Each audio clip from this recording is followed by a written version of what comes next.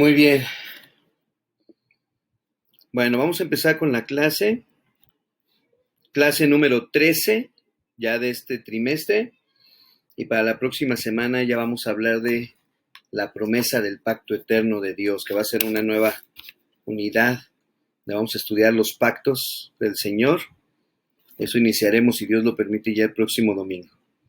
Vamos entonces ahorita a iniciar con esta porción, precisamente que nos dice la restauración final de la unidad. El punto número 1 que nosotros vamos a ver, ahorita se los voy a decir, después de que veamos 2 de Pedro capítulo 3:13, que es precisamente el versículo bíblico para nosotros en esta mañana, que pues es el versículo que deberíamos aprendernos de memoria, ¿verdad?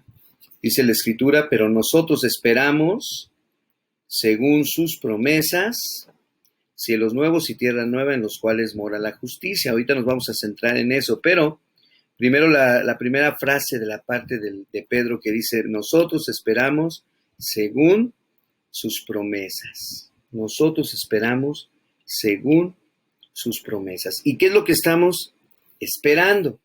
Juan 14, versículos del 1 al 3. No se turbe vuestro corazón, dice también Juan. ¿Creéis en Dios? Creed también en mí. En la casa de mi Padre muchas moradas hay. Si así no fuera, yo os lo hubiera dicho. Entonces está hablando el Señor de esas moradas que Él está preparando, ¿verdad? En casa del Padre. Obviamente esto es en los cielos. Y el mismo Señor confirma que si así no fuera, ¿verdad?, yo os lo hubiera dicho. Entonces para nosotros es una confirmación de lo que el Señor está haciendo, ¿verdad?, allá en los cielos. Y dice el Señor Jesús: voy pues a preparar lugar para vosotros, ¿sí? Hasta aquí donde está hablando el Señor Jesucristo, nos está diciendo y mostrando precisamente esa esperanza, porque aquí Pedro dice: pero nosotros esperamos. ¿Qué esperamos? Esperamos según sus promesas. Aquí creemos en Dios, creemos en Jesús, y Él fue a preparar lugar para nosotros. Y si me fuere y os preparar el lugar, dice el Señor Jesús, vendré otra vez. Ahí está, ahora lo dejo subrayado, ¿verdad? Vendré otra vez y os tomaré a mí mismo, para que donde yo estoy, vosotros también estéis. Ese vendré otra vez es muy importante, ¿verdad? Y también quiero llamar su atención, antes de que entremos a Tito capítulo 2:13, vean ustedes cómo la parte final del versículo 3 dice: vendré otra vez, os tomaré a mí mismo, dice Jesús, para que donde yo estoy, no está diciendo donde yo estaré, dice para que donde yo estoy. Y aparte de esto, el verbo que se utiliza aquí en griego está hablando del presente perfecto, ¿verdad?, donde está diciendo precisamente esa perfección, ya lo tienen, en relación a que está hablando de ese momento presente, para que donde yo estoy, ¿dónde se encontraba en ese momento el Señor? En el monte de los olivos, y eso es algo que vamos a confirmar ya después, ¿verdad? Porque sabemos que cuando el Señor regrese, y esa morada regrese con Él, siendo la Nueva Jerusalén en Apocalipsis, descenderá precisamente ahí, en el monte de los olivos, para que donde yo estoy, vosotros también estéis. Ahora sí, vámonos a seguirle tantito. Dice Tito capítulo 2:13, aguardando la esperanza bienaventurada. Otra vez, nosotros esperamos, no se turbe nuestro corazón, en la casa del Padre hay muchas moradas, aguardando la esperanza bienaventurada. ¿Cuál es esa esperanza? Ya vimos ahí donde dice el Señor Jesús: vendré otra vez. Ahí el Señor Jesucristo nos está diciendo: vendré otra vez. Y acá en Tito 2:13 nos dice: y la manifestación gloriosa de nuestro gran Dios y Salvador Jesucristo. La manifestación gloriosa. Es decir, vamos a ver al Señor Jesucristo en gloria, ¿verdad? Manifestándose en gloria. Ahora, vamos a una profecía bien antigua, desde los tiempos del Génesis. Judas escribe en el 1, versículos 14 y 15, de estos también profetizó Enoc, y nos dice cuál Enoc, el séptimo desde Adán, o sea, ese Enoc que caminó con Dios, ¿se acuerdan? Bueno, de ese Enoc también profetizó. De hecho, existe un libro de Enoc, pero como lo descubrieron después, no lo metieron en el canon bíblico. Y está muy interesante, yo ya lo estuve leyendo, si un día lo quieres leer, te lo puedo facilitar, ¿verdad? Pero fíjate qué interesante esto, nos dice que él profetizó. ¿Quién? Enoc. ¿Y qué está profetizando? Vean desde los tiempos de su profecía, ¿eh? He aquí vino el Señor con sus santas decenas de millares para hacer juicio contra todos.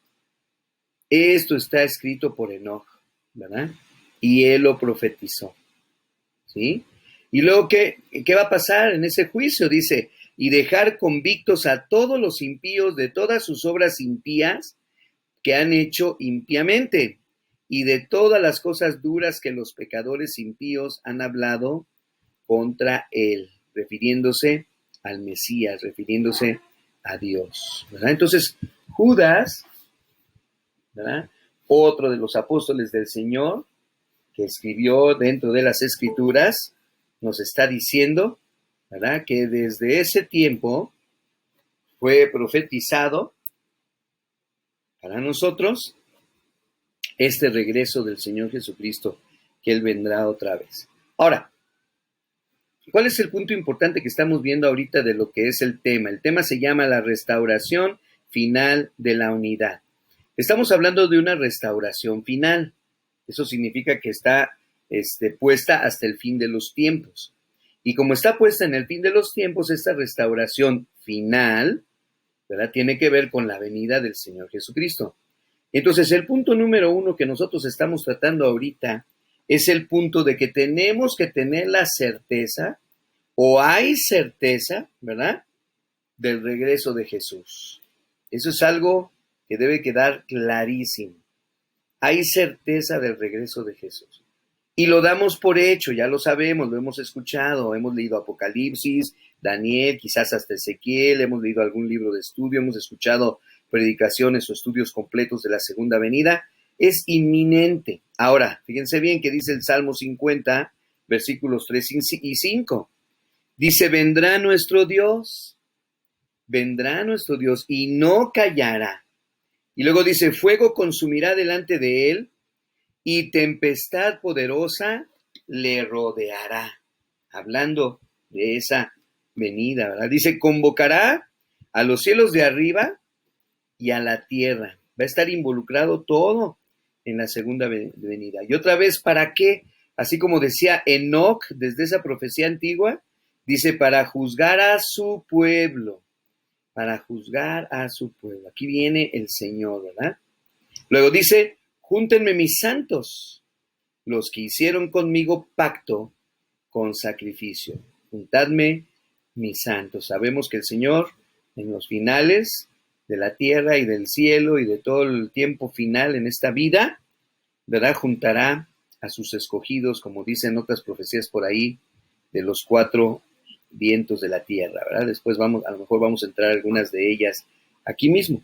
Pero el punto clave aquí, lo vuelvo a mencionar, es la certeza del regreso de nuestro Señor Jesús. Hebreos capítulo 9, 28 nos dice, así también Cristo fue ofrecido una sola vez para llevar los pecados de muchos, y noten la siguiente frase que es la que nos interesa a nosotros, y aparecerá por segunda vez sin relación con el pecado, ya nada va a tener que ver con el pecado, para salvar ¿a quiénes? A los que le esperan, ¿sí? Nosotros le esperamos. Digo, ya somos salvos, pero Él viene a salvarnos en el sentido espiritual también, desde el punto de vista de que todo este cuerpo será transformado también, ¿verdad? O sea, seremos como el Señor. Acuérdense lo que dijo Pablo, esto carnal se vestirá de inmortalidad, perdón, esto mortal se vestirá de inmortalidad, ¿verdad? Y esto corruptible se vestirá de incorrupción. O sea, también nuestros cuerpos van a ser transformados. Esa es la salvación final, donde por fin vamos a estar con el Señor, ¿sí?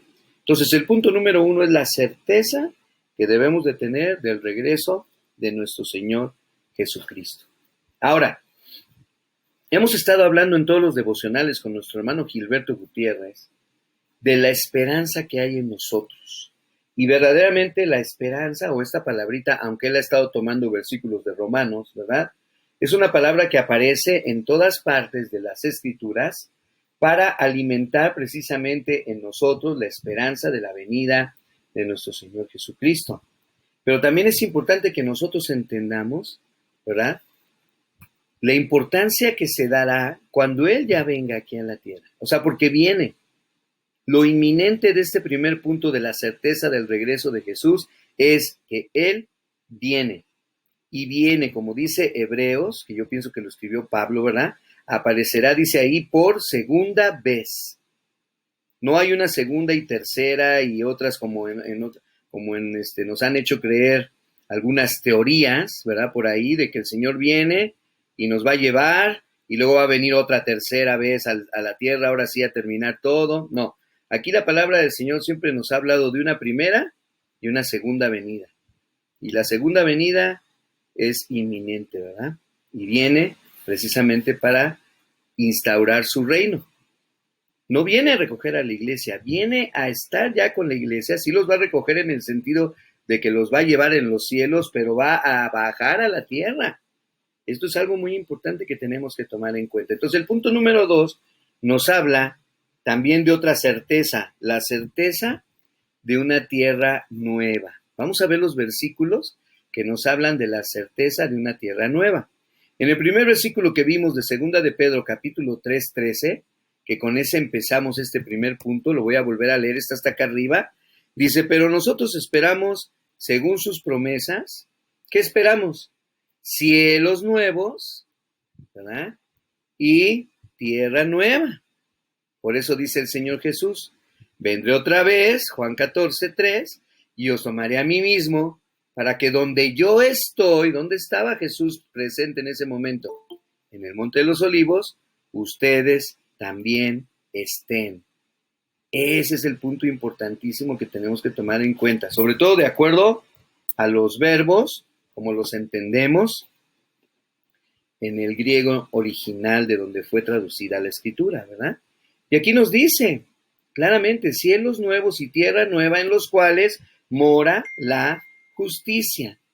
Entonces, eso es lo que el Señor nos está mostrando en 2 de Pedro, capítulo 3, 13. Otra cosa interesante que yo quiero que ustedes vean o noten o se den cuenta es que este es el mensaje de todos los apóstoles. Estamos leyendo lo que escribió Judas, estamos leyendo lo que incluso dijo Enoc en esa profecía tan antigua desde el tiempo de la creación. Estamos viendo lo que dice Pedro, estamos viendo lo que dice Juan, ¿sí? Y cómo esta profecía toma especial relevancia en este salmo profético, que es el Salmo 50, donde también David dice, vendrá nuestro Dios, no callará, convocará a los cielos, convocará a la tierra, juzgará a su pueblo, juntará a sus santos.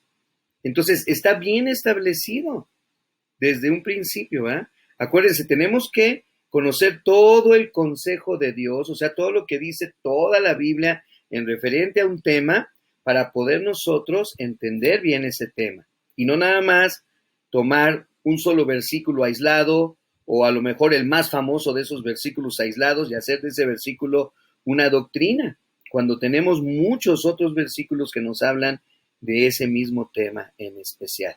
Entonces, la segunda certeza que nosotros debemos de tener en cuenta es que habrá una tierra, y esa tierra es una tierra nueva. Apocalipsis capítulo 21, Juan, por medio de Jesucristo, que es el que le reveló a Juan esta profecía, nos dice, vi un cielo nuevo y una tierra nueva. Porque el primer cielo y la primera tierra pasaron y el mar ya no existía más. Entonces va a haber un cielo nuevo y va a haber una tierra nueva. ¿Sí? Ahí está claro, en la visión. Esta visión la podemos tomar literal, como está escrita precisamente por Juan, ¿verdad? En los últimos capítulos ya de Apocalipsis. Estamos en la parte final ya de Apocalipsis. De hecho, cuando estudiemos el milenio y todo lo que tiene que ver con la Nueva Jerusalén, ahí nos vamos a dar cuenta cómo como rompecabezas se van uniendo, ¿verdad? Perfectamente las piezas hasta formar esta enseñanza, ¿verdad? Esta certeza de que va a haber una tierra nueva. Apocalipsis 21, lo seguimos leyendo, vean. Y yo, Juan, vi la santa ciudad. Y de entrada, esta santa ciudad, él la llama la Nueva Jerusalén. No está hablando de la Jerusalén que él le tocó vivir, ¿verdad? Y en la que le tocó estar y después fue ser desterrado, no, sino la Nueva Jerusalén. Y vean esa Nueva Jerusalén descendiendo del cielo, descendiendo de Dios, dispuesta como una esposa ataviada para su marido. O sea, era la visión que estaba teniendo Juan en ese momento de la Nueva Jerusalén, era algo maravilloso. Todos ustedes han visto, hemos ido a las bodas y vemos cuando entra la novia, ¿verdad? Todos se ponen de pie y es un momento así como que fenomenal. Y no porque, digo, todas las novias son hermosas, definitivamente, ¿verdad que sí? Y es que esa es la impresión que yo creo que tuvo Juan precisamente cuando vio a la Nueva Jerusalén descender del cielo, así como una novia, imagínatela, o sea, fue algo así, se detuvo en ese momento, hubo silencio, yo creo, en todos lados, ¿no? Porque entró la Nueva Jerusalén. Y luego noten ustedes lo que se nos sigue diciendo, y oí una gran voz del cielo que decía, he aquí, esa Nueva Jerusalén, el tabernáculo de Dios con los hombres, ¿sí? Y él morará con ellos, esta tienda, este tabernáculo, él morará con ellos serán su pueblo y Dios mismo estará con ellos como su Dios. ¿Sí? Ahora acuérdense, estamos hablando de tiempos finales, estamos hablando de una profecía apocalíptica, muy importante tomar en cuenta esto. Entonces la visión de Juan nos está hablando de una visión del futuro, de la tierra y de los cielos, y él principalmente cómo le fue revelado esta nueva Jerusalén que descendía del cielo, que descendía directamente de Dios. Luego, versículo 4, enjugará Dios toda lágrima de los ojos de ellos, y ya no habrá muerte, ni habrá más llanto, ni clamor, ni dolor, ni pandemias, no, ese ya fue agregado, porque las primeras cosas pasaron, simple y sencillamente así. Así de claro como lo está dejando el apóstol Juan para nosotros, no habrá muerte, no habrá llanto, no habrá clamor, no habrá dolor. Y es el Señor quien va a enjugar toda lágrima de los ojos de los creyentes. ¿Verdad? Entonces fíjate qué momento tan particular, qué momento tan especial. Luego dice, y el que estaba sentado en el trono dijo, ¿sí? ¿Qué dijo? He aquí yo hago nuevas todas las cosas.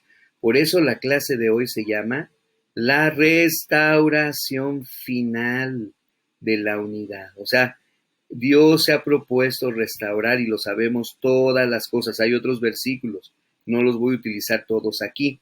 El que nos compete ahorita pues viene aquí en el versículo 5 que está diciendo el que está sentado en el trono, yo hago nuevas todas las cosas. Y luego bien bonito, porque como para que quede bien claro y bien confirmado la visión a Juan, le dice, y me dijo, dice Juan, escribe, porque estas palabras son fieles, ¿y qué?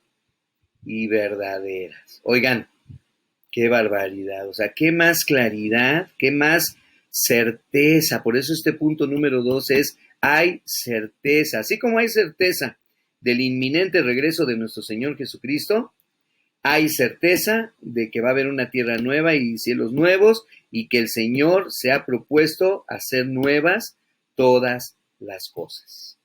Y luego, así como para cerrar con broche de oro, le dice a Juan, escribe Juan, porque esto que estás viendo, esto que estoy diciendo, son palabras fieles y son verdaderas. Entonces, hablando de la esperanza que hay en nosotros y que esa esperanza la hemos estado estudiando con el hermano Gilberto toda la semana, oye, ¿qué más grande prueba de esperanza debemos de tener nosotros? De saber con certeza la venida y la restauración de todas las cosas al final. Esa parte es muy hermosa para nosotros, ¿no? Ahora, todos estos eventos de restauración final, porque yo quiero que vean cómo el Señor se ha propuesto al restaurar todas las cosas, obviamente restaurar también la unidad. Porque ahorita, tristemente, aún nosotros los evangélicos, habiendo tantas denominaciones, y tantos estilos de alabanza y estilos de culto y estilos y formas de hacer las cosas, aún nosotros los evangélicos andamos divididos, ¿verdad? Y los presbiterianos no nos llevamos con los bautistas, y los bautistas no quieren saber nada de los metodistas, y los metodistas siguen haciendo las cosas como las hacían desde antigüedad, y empezamos así, vemos que no hay la unidad que Dios espera que haya en los tiempos finales. Entonces, al Señor restaurar en este último versículo 5 del Apocalipsis 21 todas las cosas, hacerlas nuevas, obviamente que se refiere a todo, hermanos, a todo, ¿verdad? Y yo creo, y lo vamos a ver ahorita en los siguientes puntos, que también se refiere a esto que estábamos platicando ahorita en relación con las diferentes denominaciones. Es más, que voy más allá, en relación con el ser humano en toda su totalidad. Él quiere restaurar la vida del ser humano también, ¿verdad? Vamos a seguir adelante. El punto número 3, bueno, déjeme terminar con este pasaje, perdón, se me olvidó el último versículo de este punto, que me gustó mucho porque son palabras de Jesús, Mateo 24, versículos 30 y 31. Mateo 24. ¿Qué dice Jesús? Por cierto que el versículo 29 nos dice, también no lo quise poner aquí para no abrir más la discusión, pero sí tengo que dejar claro que el Señor Jesús, cuando está platicando todo esto de los tiempos finales, enseñándoles a sus discípulos cuando le preguntaron en el Monte de los Olivos qué de estos tiempos, el Señor Jesús dice, inmediatamente después de la tribulación de aquellos días. ¿Qué nos dice eso? Que la segunda venida está después de la tribulación, no antes. Ojo con esto, porque esto está muy claro y son palabras de Jesús. Puedes leer todo Mateo 24, del versículo 25 en adelante, y el Señor está diciendo muy claramente, inmediatamente después de la tribulación de estos días o de aquellos días, ¿qué dice? Versículo 30. Entonces aparecerá la señal del Hijo del Hombre en el cielo. Y entonces lamentarán todas las tribus de la tierra. No está hablando ahí de nada más los escogidos, no, está hablando todas las tribus de la tierra. Y dice, y verán al Hijo del Hombre viniendo sobre las nubes del cielo con poder y gran gloria. ¿Sí?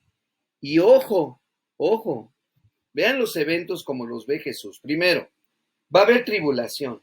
Después de la tribulación, dice Jesús, entonces aquí aparecerá la señal del Hijo del Hombre. Y ahí vamos a estar tú y yo. ¿Cómo puedo asegurar que vamos a estar tú y yo todavía en la tierra? Vean lo que dice.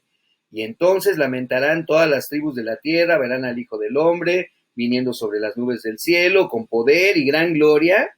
Y en ese momento, hermanos, ¿qué dice Jesús?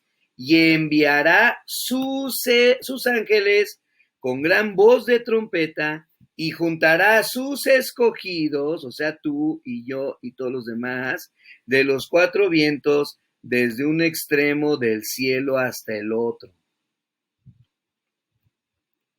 Yo la verdad, por mucho tiempo creí o pensé que yo iba a ser librado de la tribulación, y yo decía, yo hasta me acomodaba y decía, ay, qué padre, ¿no? Cuando venga el Señor Jesús, nosotros no vamos a pasar por la tribulación. Pues entonces, ¿quién va a pasar? ¿Quién va a pasar si nosotros somos los creyentes? Nosotros somos los que defendemos el Evangelio, nosotros somos los que predicamos, nosotros somos los que íbamos a ser perseguidos, nosotros somos los que nos dicen aleluyas y muy santitos y bla, bla, bla. Nosotros somos los que hemos de tener esa persecución final, hermanos. Incluso el Señor Jesús dice que si esos días no fuesen acortados, ¿verdad? Bueno, ocurriría lo que menos nos imaginamos. Llámalo la tercera guerra nuclear o como la quieras llamar, pero algo va a suceder y va a tener que venir Jesús así, ya. Y aquí es claro el Señor Jesucristo, y me encanta por eso las palabras de Jesús, porque Él es el que lo está diciendo. Y ahí, cuando se aparezca la señal del Hijo del Hombre, enviará a sus ángeles, lo hará con voz de trompeta, juntará a sus escogidos desde un extremo del cielo hasta el otro. Entonces, en ese momento, hermanos, es cuando viene el Señor Jesús. Hay muchas teorías. La teoría que yo creía era de que Él iba a venir y yo me iba a ir a los cielos y allá iba a estar durante 7 años de tribulación no sé en dónde, yo creo que en los cielos, me imagino, ¿verdad? Y entonces, mientras aquí en la tierra iba a desatarse el anticristo y no sé qué, y luego ya después iba a venir otra vez el Señor y nosotros con Él, pero aquí en la venida no, nunca nos habla de que nosotros vengamos con Él. Aquí habla de sus ángeles, esos sí vienen con Él. Y aquí habla de que Él va a juntarnos a nosotros, los escogidos de los cuatro vientos, desde un extremo del cielo hasta el otro. ¿Sí? Así que nada más hay una segunda venida del Señor, no hay tres como estas teorías nos enseñan de que viene, pero nomás a las nubes. Pues no que todo ojo le verá. A ver, no entiendo, ¿verdad? Y entonces empieza este tipo de situaciones. Cuando estudiamos la palabra de Dios, todo el contexto de todo el consejo de Dios, entonces el Señor nos permite y nos abre un poquito más la enseñanza, ¿verdad? Acerca de esto. Muy bien. Entonces el punto número 3 nos dice que en la resurrección, fíjate bien, en la resurrección, bueno, todos nos reuniremos. Y aquí vienen entonces esos pasajes claros. ¿Qué dice 1 Tesalonicenses 4, 16, 17? De hecho, estos versículos se hacen más claros después de esto que te acabo de explicar. Fíjate, escúchalo. Porque el Señor mismo, con voz de mando, con voz de arcángel y con trompeta de Dios, ¿quién está diciendo estas palabras? Las está diciendo el apóstol Pablo, ¿sí? ¿Y de dónde las sacó? Pues el Señor Jesucristo se las enseñó en Mateo 24. Y de aparte se las ha de haber revelado cuando Él le reveló muchas cosas, el Señor Jesús a Pablo. Si se acuerdan de la historia de la conversión de Pablo, Él pasó tiempo con Jesús en revelación. Bueno, pues aquí Pablo está diciendo exactamente las mismas palabras de Jesús, que enviará a sus ángeles, que lo hará con gran voz de trompeta, que juntará a sus escogidos, etc. Y vean entonces, el Señor mismo, con voz de mando, con voz de arcángel y con trompeta de Dios, descenderá del cielo, y ojo, y los muertos en Cristo resucitarán primero. Entonces los muertos en Cristo no vienen con Él. ¿Ya se fijaron? No vienen con Jesús. Apenas van a resucitar cuando Él venga. Ojo con esto. Y luego dice, luego nosotros, dice Pablo, los que vivimos, o sea, los que estemos en ese momento de la trompeta, en ese momento de que desciende del cielo, en ese momento en que los muertos en Cristo van a empezar a resucitar. Bueno, ¿qué dice? Nosotros los que vivimos, los que hayamos quedado de esa tribulación, ¿qué dice? Seremos arrebatados juntamente con ellos. ¿Con quiénes? Con los que están resucitando, los muertos en Cristo, en las nubes, en los cielos, claro. ¿Para qué? Para recibir al Señor. ¿Y por qué lo vamos a recibir?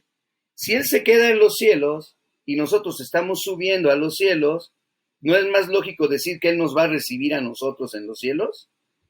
Sin embargo, vean cómo dice Pablo, no, seremos arrebatados a los cielos, en las nubes, para recibir al Señor en el aire. Y así estaremos siempre con el Señor. O sea, no lo vamos a recibir aquí hasta que Él baje, nosotros lo vamos a recibir en el aire. Y muchos se preguntan, ¿por qué en el aire? Pues porque el Señor no va a bajar aquí en Saltillo. Ojo con él, no, aunque tú te sientas muy saltillense y digas que Saltillo es el oasis de Coahuila, sí es cierto, pero no va a bajar en Saltillo el Señor Jesús. Va a bajar en las nubes para que todos lo veamos.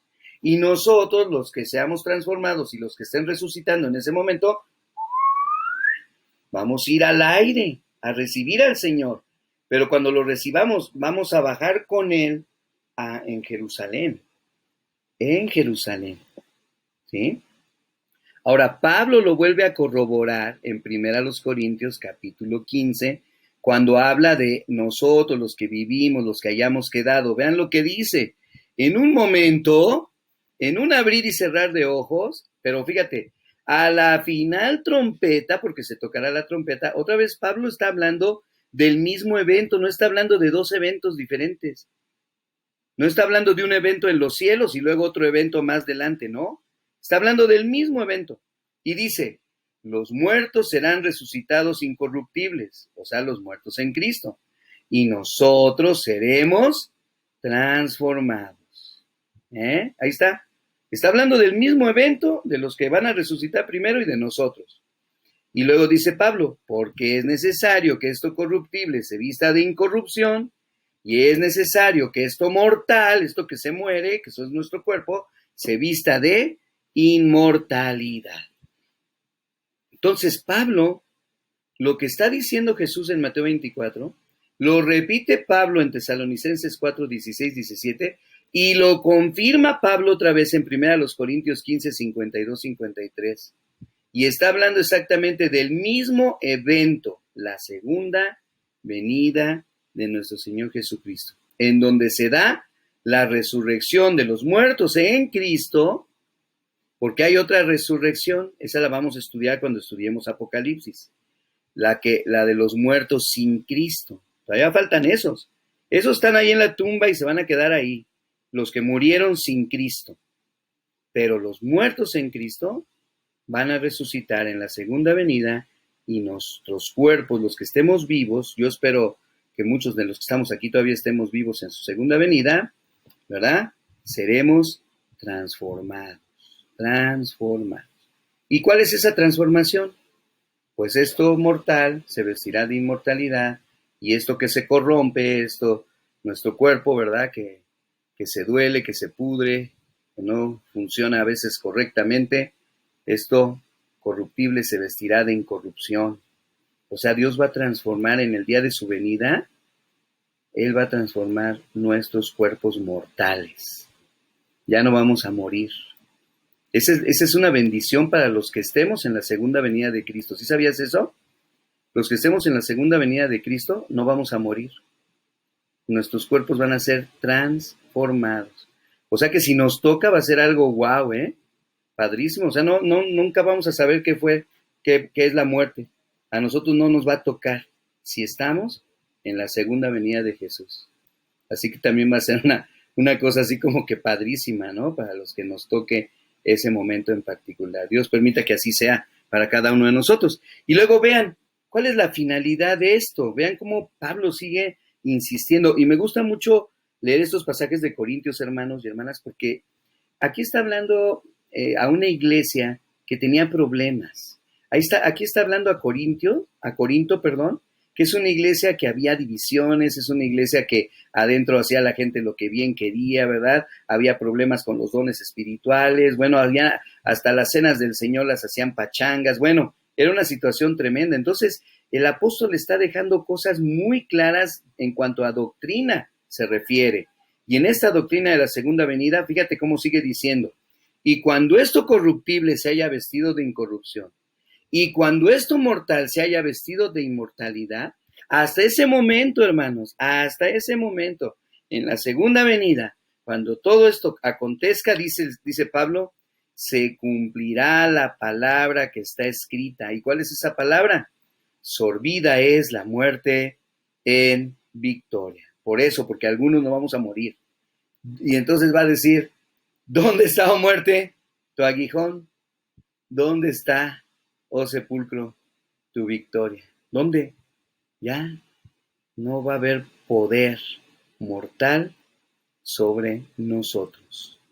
¿Te das cuenta? Entonces esto es maravilloso, ¿sí? Esa es la razón de nuestra esperanza, como ha estado también el hermano Gilberto insistiéndonos toda esta semana en relación a la esperanza que hay en nosotros. ¿Sí? Date cuenta. Entonces, seguimos leyendo. Tampoco queremos, hermanos, que ignoréis acerca de los que duermen, o sea, los muertos en Cristo. ¿Por qué? Dice, pues para que no os entristezcáis como los otros que no tienen esperanza. Ah, ahí está el mensaje del hermano Gilberto de toda la semana. Nosotros somos de los que sí tenemos esperanza, ¿cierto? Y entonces dice, ustedes no tienen por qué entristecerse. Los que no tienen esperanza, déjalos que lloren, que pataleen, pero ustedes no. ¿Por qué no? Dice, porque si creemos que Jesús murió y resucitó, así también traerá Dios con Jesús a los que durmieron en él, a los muertos en Cristo. Y luego nos vamos hasta Apocalipsis, cuando dice, el que tiene oído, oiga lo que el Espíritu dice a las iglesias. Al que venciere le daré de comer del árbol de la vida, el cual está en medio del paraíso de Dios. Es decir, bueno, voy a regresar tantito aquí. Todo esto es con el fin, acuérdense como ya lo leímos en los otros pasajes, de restaurar al fin de los tiempos todas las cosas. Y también quiere restaurar la unidad. Por eso dice en el mensaje a las iglesias, en Apocalipsis 2:7, al que venciere le daré a comer del árbol de la vida. Pero si el árbol de la vida está en el Edén, ¿verdad? Pero aquí nos dice la profecía que está en medio del paraíso de Dios. Bueno, ese árbol de la vida volverá, ¿verdad?, a estar presente en los tiempos finales. Vamos a hacer un poquito de recuento de esto, porque el punto final nos dice que todos los redimidos, todos los que habremos resucitado, viviremos no en los cielos, viviremos en la tierra con el Señor. Ese es el último punto. Ese es el último punto, ¿ok? ¿Listos? Génesis 3:22. Vámonos hasta allá para hacer un recordatorio rápido. Dice, y dijo Jehová Dios, he aquí el hombre es como uno de nosotros, sabiendo el bien y el mal, después de que comieron del árbol de la ciencia del bien y del mal. Y luego, ¿qué dice Dios? Ahora pues que no alarguen su mano y tomen también del árbol de la vida y coman y vivan para siempre. O sea, todos los habitantes celestiales con los que está hablando aquí el Señor en la creación, les está diciendo, el hombre ahora es como uno de nosotros, o sea, como uno de esos seres celestiales, ¿verdad? Sabiendo el bien y el mal. No va, entonces, cuidado, no sea que alargue su mano, ¿verdad? Con estas condiciones y tome también del árbol de la vida, porque había dos árboles, acuérdense, el árbol de la vida y el árbol de la ciencia del bien y del mal. ¿De cuál comieron ellos? Del bien y del mal, ¿sí? Por eso se dieron cuenta que estaban desnudos, etcétera, etcétera. Pero aguas, dice Dios, no vaya a ser que también coman del árbol de la vida. O sea, existe un árbol que se llama el árbol de la vida, que ese fruto, si lo comemos, viviremos para siempre. Así de sencillo. Eso es lo que dice la Escritura, eso es lo que nos enseña la Biblia. ¿Sí? Es un árbol único, especial, particular, que Dios puso allí, en su huerto. Y lo puso para el hombre, pero el hombre pecó. Entonces dice Dios, no vaya a ser que también viva para siempre. Y lo quitó. Ahora vamos a seguir leyendo. ¿Qué nos dice la profecía bíblica? Aquí es donde regresamos. Acuérdense que ya leímos ahorita bastante de Apocalipsis 21, donde nos habla de los que van a resucitar primero, donde nos habla que viene la nueva Jerusalén, descendiendo del cielo de Dios, ¿verdad? Ataviada como una novia. Ahora vámonos al pasaje que sigue, que es Apocalipsis 22, que por cierto ya es el cierre de toda la Biblia. Fíjate cómo dice. Después me mostró un río limpio de agua de vida. Agua de vida. Ese río era resplandeciente como el cristal. No me lo puedo imaginar. Y ese río, dice, salía del trono de Dios y salía del Cordero. Está hablando de la descripción del cielo y del cielo, perdón, de la Nueva Jerusalén. Y dice, en medio de la calle de la ciudad, ¿verdad? Y a uno y a otro lado del río estaba el árbol de la vida. Ahí está. Ese árbol de la vida que nosotros vimos, ¿verdad? Y que se encontraba allá en el Edén, como ya lo leímos en el Génesis 3, versículo 22. Bueno, ahora lo encontramos en las calles de la ciudad de la Nueva Jerusalén. Ahí estaba el árbol de la vida. Y nos dice que este árbol produce 12 frutos. Entonces no es ningún árbol conocido hasta la fecha en la tierra, ¿no? Y dice que las hojas del árbol eran para la sanidad de las naciones. Y si no va a ser en la tierra, porque hay muchos que dicen, no, estás equivocado, no va a haber en la tierra el reino, ya todos vamos a vivir en el cielo y vamos a ser como angelitos y blancos y un arpa cada quien en la mano y así. A ver, no. Aquí nos está hablando hasta de las naciones. Los tiempos finales nos hablan de las naciones. Es más, si tú lees todo lo del milenio, dice que el Señor se sentará en su trono y que Él va a estar ahí sentado, ¿verdad? Y que pondrá a las naciones por estrado de sus pies. ¿A cuáles naciones? Pues a las naciones de la tierra. Él viene a reinar a la tierra. Viene a reinar a la tierra. ¿Sí? Y lo hará con justicia y en verdad. Y eso no nomás viene en Apocalipsis, vienen muchas profecías de los profetas menores y mayores también. Pero bueno, ahorita no estamos estudiando profecía, solamente estamos viendo lo que dice el Señor en relación al punto número 4, donde dice que todos los redimidos viviremos en la tierra. Apocalipsis 21, 10 y 11 dice, y me llevó el Espíritu a un monte grande y alto, y me mostró la gran ciudad santa de Jerusalén. ¿Cuál? La que descendía del cielo de Dios, y que tenía la gloria de Dios, y que su fulgor era semejante al de una piedra preciosísima, como piedra de jaspe, diáfana como el cristal. Bueno, aquí Juan está siendo hasta muy poético, ¿no? O sea, imagínate, ¿por qué? Está viendo a esa novia preciosísima que está ataviada, esa nueva Jerusalén para nosotros. Date cuenta las palabras que usa el profeta. Luego, dice, la ciudad no tiene necesidad de sol y no tiene necesidad de luna que brillen en ella, porque la gloria de Dios, la palabra que aparece aquí en hebreo es Shekinah. Esa palabra significa la iluminación de Dios, la gloria de Dios, y la gloria del Cordero es su lumbrera. Vean, y las naciones, bueno, pues no que estamos en el cielo, no, aquí dense cuenta cómo todo tiene que ver con la tierra. Dice, y las naciones que hubieran sido salvas o que han sido salvadas de esa tribulación, andarán a la luz de la ciudad, y los reyes de la tierra traerán su gloria y traerán su honor a esa Jerusalén de los cielos que viene descendiendo a la tierra. ¿Sí? Porque el reinado va a ser, ¿dónde? En la tierra. ¿Y cuánto va a durar? 1000 años. Porque ahí no termina todo. Después de los 1000 años, faltan que resuciten los muertos sin Cristo. Pero esto ya es otro capítulo. ¿Verdad? Si quieres, lee todo lo que está. Lee Apocalipsis 20, 21 y 22. Subraya y ahí vas a ver todo lo que va a suceder después. Pero ahorita vemos ahí cómo las naciones andarán a la luz de la nueva Jerusalén y los reyes de la tierra traerán su gloria y honor a ella. Y luego Isaías 35:4, ¿qué nos dice? Decid a los de corazón apocado, esfuércense, no teman. He aquí que vuestro Dios viene con retribución, viene con pago. Dios mismo vendrá y os salvará. Entonces los ojos de los ciegos serán abiertos y los oídos de los sordos se abrirán. Entonces el cojo saltará como un ciervo y cantará la lengua del mundo, porque aguas serán cavadas en el desierto y torrentes en la soledad. Edificarán casas y morarán en ellas, plantarán viñas y comerán el fruto de ellas. Todo esto es en la tierra, hermanos. No edificarán para que otro habite, ni plantarán para que otro coma, porque según los días de los árboles serán los días de mi pueblo, y mis escogidos disfrutarán la obra de sus manos.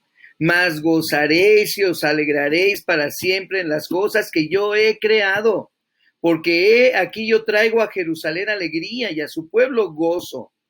Y me alegraré con Jerusalén y me gozaré con mi pueblo, y nunca más se oirán en ella voz de lloro ni voz de clamor. ¿Y qué dice Apocalipsis? Dios enjugará toda lágrima y no habrá más llanto ni más dolor. Vean cómo toda la Biblia, les dije que eran como piezas de engranaje, como piezas de rompecabezas que se van uniendo y van formando la figura perfecta. Y aquí se acaba mi clase. Quiero seguirle, pero hasta aquí terminamos los versículos bíblicos que escogimos para hoy. Entonces, vean qué maravilla, hermanos.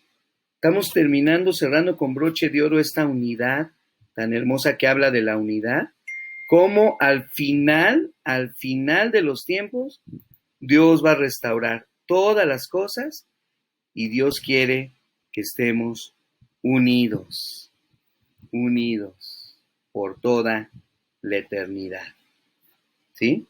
Ahora esa es la parte que tiene que ver con los redimidos. O sea, hasta aquí, si aquí hubiera un final, si esto fuera como una novela, que es el último capítulo, le pondríamos la palabra fin, ¿verdad? Y aquí se acabó todo. Pero esto es nada más con nosotros, los redimidos. Falta todavía el otro panorama, falta todavía el otro lado de la moneda. ¿Qué va a pasar con el diablo? ¿Qué va a pasar con Satanás? ¿Qué va a pasar con el falso profeta, con el anticristo? ¿Dónde están? ¿Qué va a pasar con los que todavía no han resucitado y que van a resucitar? Y que se va a abrir un libro, que es el libro de la vida, y que ese libro no es para nosotros, se va a abrir para que ellos vean que no están escritos ahí. Y ellos van a ser lanzados al lago de fuego y azufre, junto con el diablo, Satanás, junto con la muerte. Todavía falta todo eso, ¿eh? Pero eso ya lo vas a leer tú en tu tiempo libre en Apocalipsis, en los últimos capítulos. Muy bien, vamos a terminar aquí nuestra clase. Gracias al Señor porque podemos también terminar nuestra unidad completa. La próxima semana ya les estaré enviando cuál va a ser el tema que vamos a hablar. Vamos a hablar de los pactos de Dios, ¿sí? Para el próximo trimestre. Y también es una parte muy hermosa